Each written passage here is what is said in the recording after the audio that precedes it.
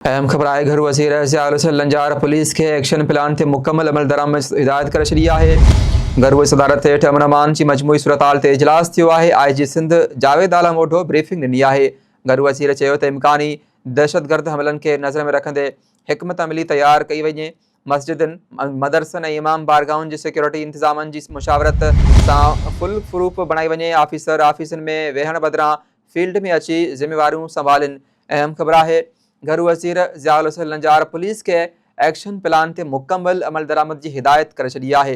घर वज़ीर सदारत हेठि अमन अमान जी मजमूई सूरताल ते इजलास थियो आहे। IG सिंध जावेद आलम ओढो ब्रीफिंग ॾिनी। घर वज़ीर चयो त इम्कानी दहशतगर्द हमलनि खे नज़र में रखंदे हिकमत अमली तैयार कई वञे। मस्जिदनि, मदरसनि ऐं इमाम बारगाहुनि जी सिक्योरिटी इंतज़ामनि जी मुशावरत सां फुल प्रूफ बणाई वञे। ऑफिसनि में वेहण बदिरां फील्ड में अची ज़िम्मेवारियूं संभालिन।